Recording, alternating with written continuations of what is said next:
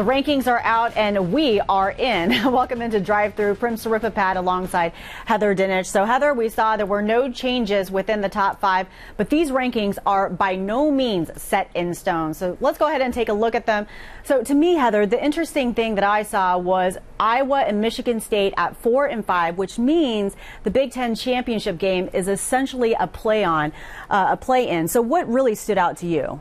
You're absolutely right about that. And committee chair Jeff Long said that the biggest debates in the selection committee were between Clemson and Alabama for number 1. He said they seriously considered Alabama for that number 1 spot this week, and also the debate between Iowa and Michigan State for that number 4 spot. He said Oklahoma was holding steady there at number 3 after winning the Big 12 championship with that win against Oklahoma State. But to me, the biggest reveal was not the top 5 or even 6 where Ohio State was, but it was those bubble teams like North Carolina, Stanford, where they played into the conversation. All right, so you talked about the bubble teams, which means that this weekend's slate of conference championship games are really going to be crucial. So let's begin with Ohio State.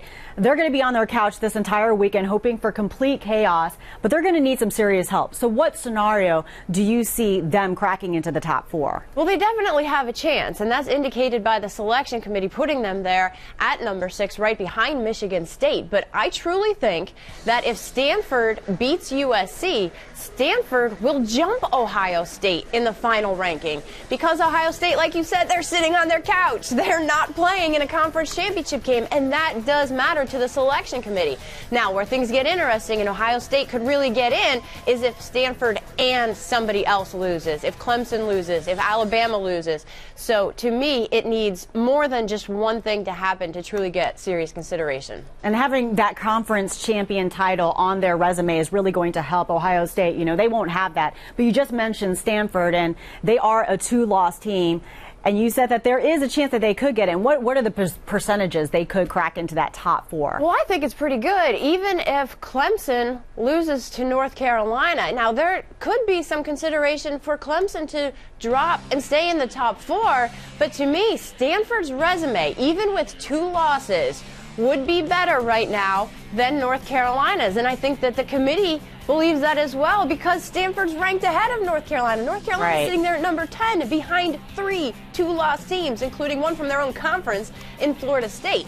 So I think if that championship game goes in Stanford's favor, then they could really have a shot at one of those top 4 spots in spite of 2 losses. All right, so you just talked about the Tar Heels. They moved up from 14 to number 10. They're playing number 1 Clemson in the ACC championship game this weekend. So if they pull off that big win, that's huge for their resume. So what are the chances they make it into the top 4?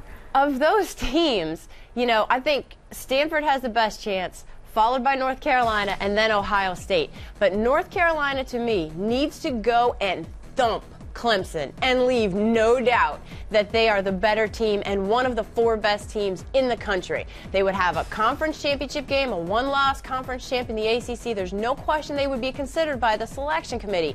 But Jeff Long has made it clear that they are being penalized for 2 wins against FCS opponents and that loss to South Carolina, which was a bad loss. If you look at the selection committee's team sheets, where they have sheets that evaluate all of the different metrics and everything for every team, at the bottom right in the there's a little box that's how they determine schedule strength. And they don't just look at their opponents, they look at their opponents' opponents. So they're looking at the Citadel's record. They're looking at it's a deeper dive into it. And Jeff Long made it clear that North Carolina right now does not stack up in the strength of schedule metric. But then if they do crack into the top 4, then what is the committee saying to everybody else about that non-conference schedule? Exactly. They have to consider whether or not they want to send that message deliberately or not. Man, this is confusing. Do you think it's more chaotic than last year?